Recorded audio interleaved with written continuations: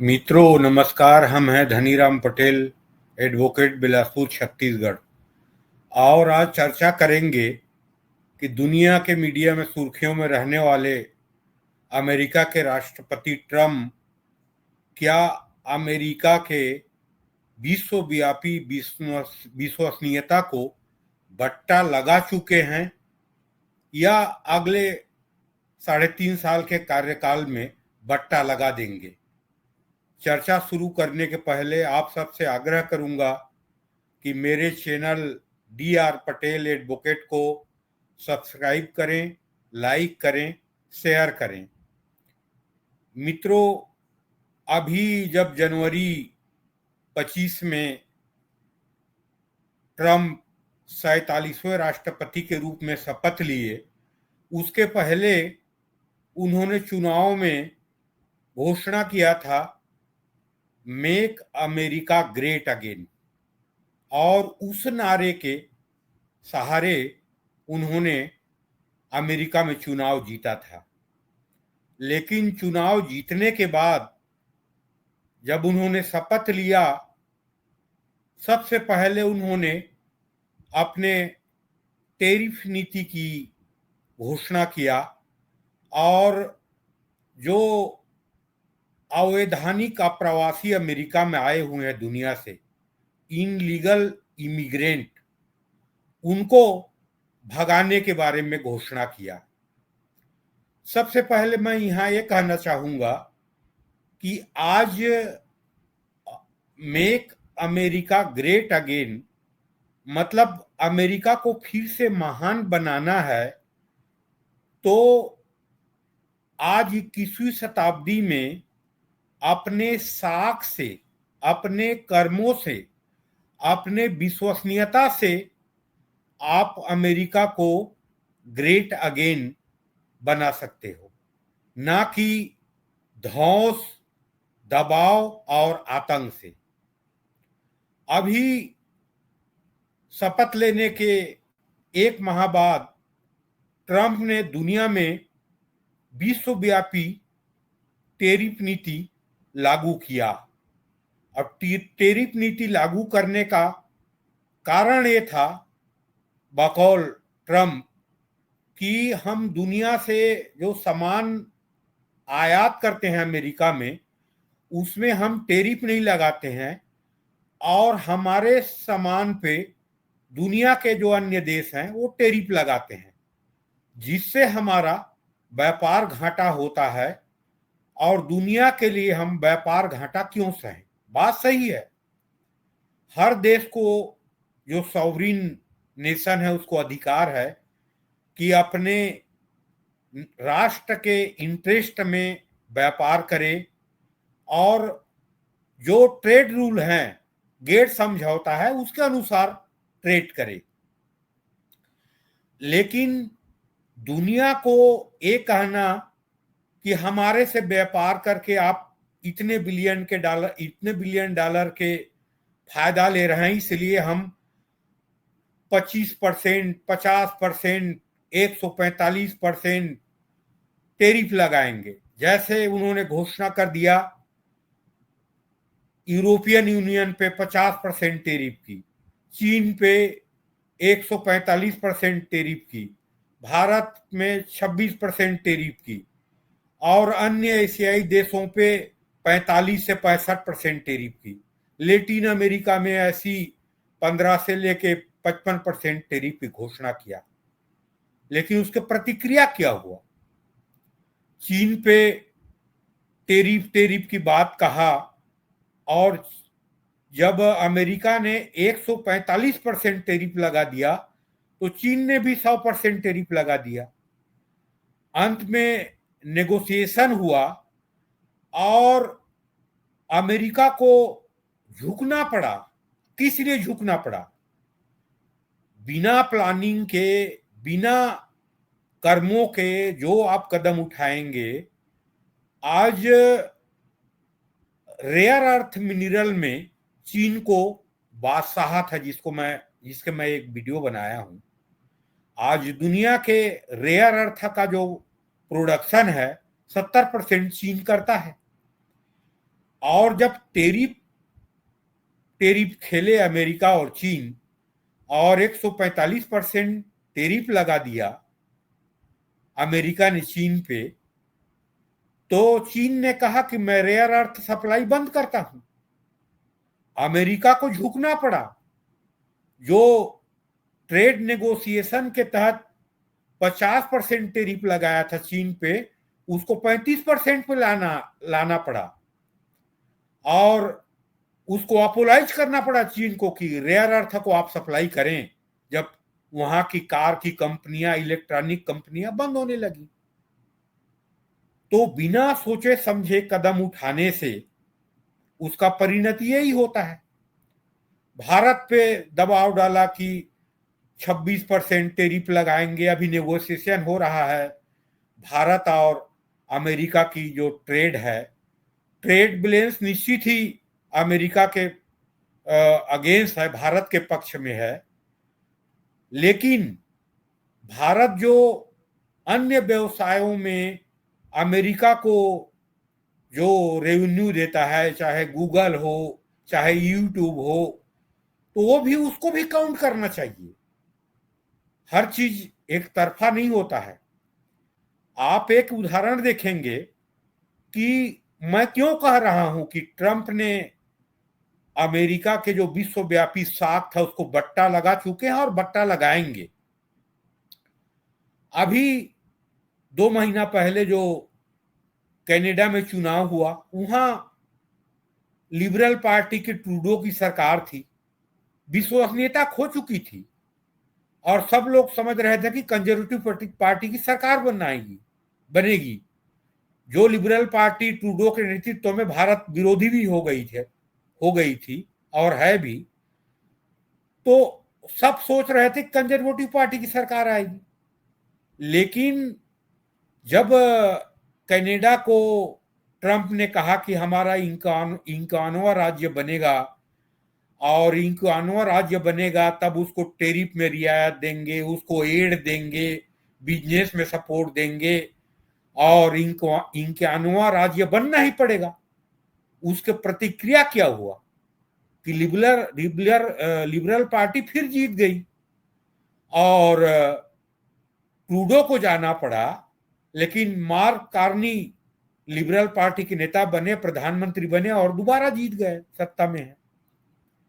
आज ब्राजील को बोला कि आज डी डॉलराइजेशन की बात करोगे और वो करोगे तो 55% टेरिफ लगा दूंगा। ब्राजील ने क्या कहा कि हम आपसे $55 बिलियन का इंपोर्ट करते हैं, लेकिन आपको एक्सपोर्ट $40 बिलियन की करते हैं। व्यापार में हम घाटे में हैं, हम दूसरा विकल्प देख लेंगे। क्या कर पाया उसने, अमेरिका ने ब्राजील के खिलाफ? कर भी लेगा लेकिन विकल्प निकाल लेगा Brazil.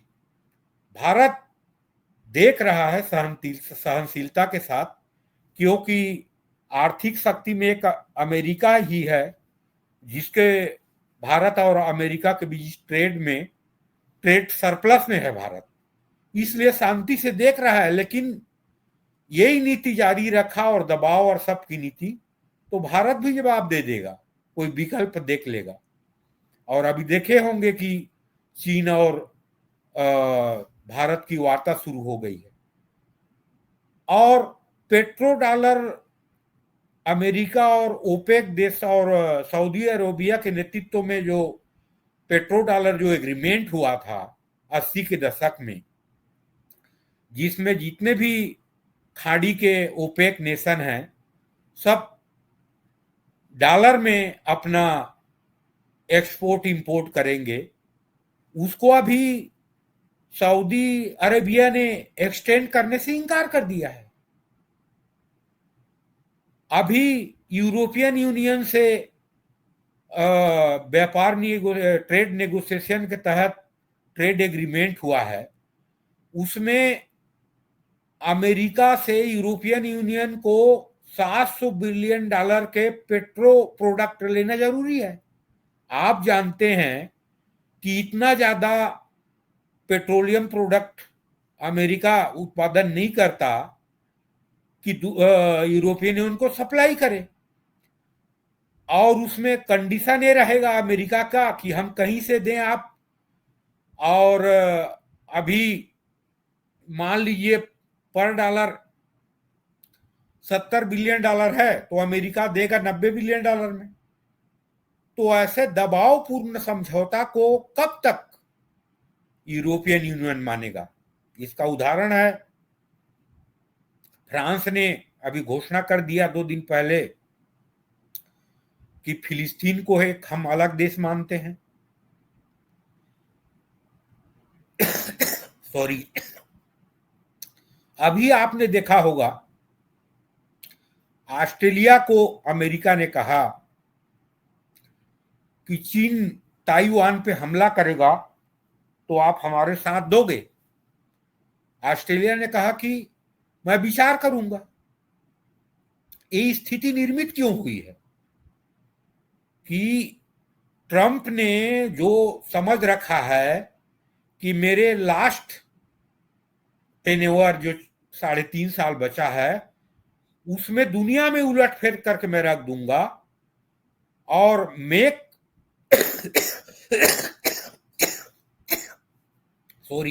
Make America great again बनाने का उनका जो सपना है वो पूरा करूंगा। लेकिन अमेरिका अगर ऐसे दुनिया में विश्वसनीयता खोएगा तो कौन राष्ट्र अमेरिका के विश्वास करेगा? और अमेरिका अभी जो one and only super power है, तो मल्टीपोलर की दुनिया बनेगी, निश्चित ही बनेगी। और नेशन इंटरेस्ट के आड़ में, अमेरिकन नेशनल इंटरेस्ट के आड़ में ट्रम्प जो फैमिली इंटरेस्ट को आगे बढ़ा रहे हैं, जिसके उदाहरण है क्रिप्टो करेंसी की बिजनेस। और आप लोग अभी जान रहे हैं कि पाकिस्तान को सपोर्ट इसीलिए कर रहा है अमेरिका कि वहां की सरकार और मिलिट्री इस्टेब्लिशमेंट क्रिप्टो करेंसी में इन्वेस्टमेंट करने का आश्वासन दिया है। तो अमेरिकी लोग, अमेरिका का जो सिस्टम है, अमेरिका का जो जुडिशियरी है, अमेरिकी नेशनल इंटरेस्ट के आड़ में ट्रम्प फैमिली इंटरेस्ट को ऐसे अवैधानिक तरीके से आगे बढ़ाते रहेंगे तो कभी ना कभी अमेरिका के लोग अगले 6 महीने या 1 साल में जरूर जागेंगे और अमेरिका के जुडिशरी तो इनके खिलाफ महाभियोग भी आ सकता है। और अभी जो साख कुछ बचा है वो अगले 3.5 साल में पूर्ण रूप से समाप्त हो जाएगा और अमेरिका के लिए, अमेरिकी नेशनल इंटरेस्ट के लिए ये बहुत हानिकारक होगी। लगता तो यह है कि अगले 6 महीना में कुछ ट्रम्प समझ जाए और कुछ अमेरिका के नेशनल इंटरेस्ट को ध्यान में रखते हुए और अमेरिकी जो साख है, कुछ बचा है, उसको बनाए रखने के लिए सुधर जाए, तब तो ठीक है।